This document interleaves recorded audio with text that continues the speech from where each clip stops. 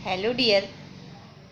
अभी हम अपना जो पिछला वीडियो हमने उसमें पढ़ा था कि लेखिका ये कहना चाह रही थी कि वो प्राकृतिक स्थलों की सुंदरता को देखकर जो अपराधी प्रवृत्ति मन होगा वो भी 2 मिनट के लिए क्यों ना सही, पर वो उसके अंदर एक बुद्ध का अवतार उसके अंदर हो जाएगा। मतलब उसे जीवन में जो उसका जो आत्मा है, आत्म परिवर्तन उसका अवश्य होगा।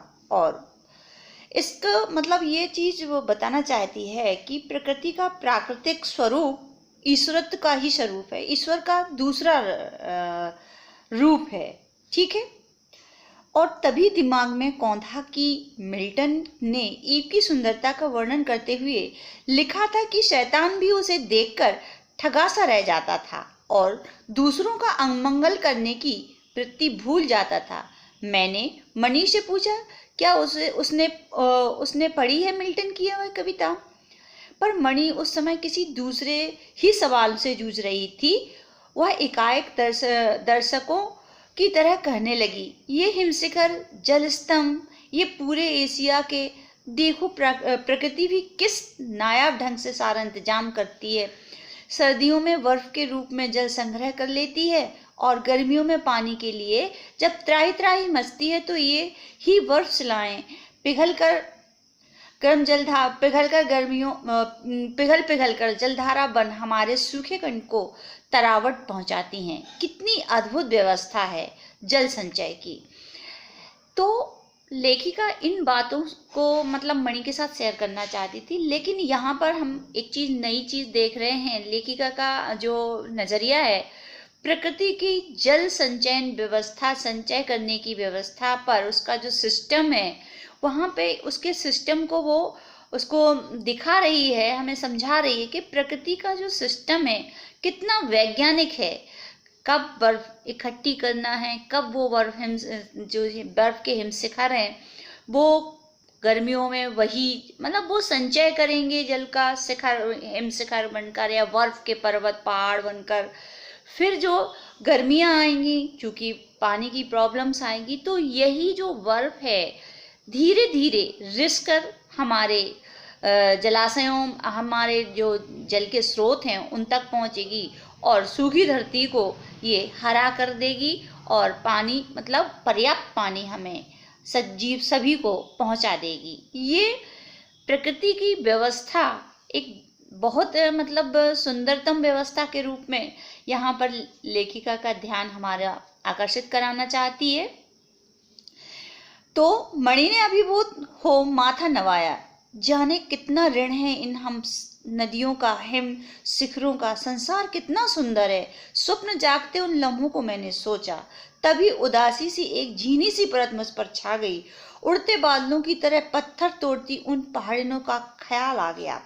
और फिर लेखिका के साथ साथ मणि प्रकृति के सामने नतमस्तक हो गई और सोचने लगी कि ये प्रकृति के हम कितने ऋणी हैं। क्योंकि अगर हम वास्तविक तरीका से सोचा जाए तो इस ऋण से तभी तो हम इसको कहते हैं, धरती को हम माँ के रूप का दर्जा देते हैं, क्योंकि इसके ऋण से हम कभी ऊर्ण नहीं हो सकते हैं। तो यही चीज आज मतलब मणि के माध्यम से हम सभी सोच सकते हैं।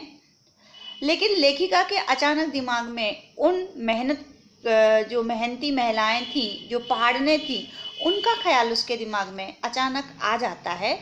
आत्मा की अनंत परतों को छीलता हुआ हमारा ये सफ़र थोड़ा और आगे बढ़ा कि तभी हमने देखा इक्का दुक्की फौजी छावनियाँ। ध्यान आ रहा, यह बॉर्डर एरिया है, थोड़ी दूर पर ही चीन की सीमा है।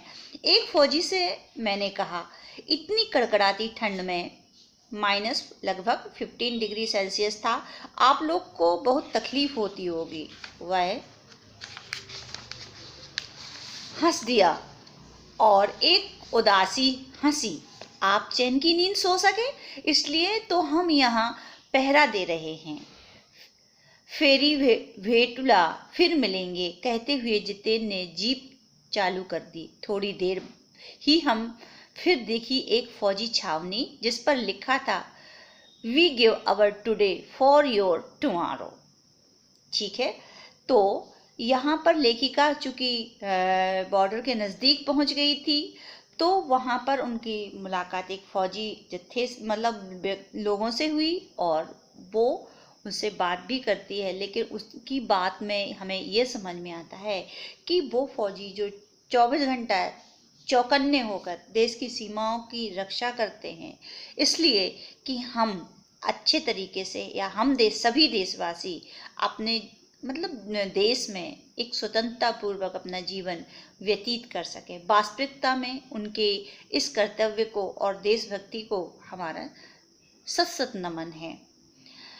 तो इन सब बातें लेखिका को मतलब ये वो महसूस करती है धरती प्रकृति का और देशभक्ति का, प्रकृति की विराट सत्ता का, ये वो एहसास करती है अपनी यात्रा के दौरान।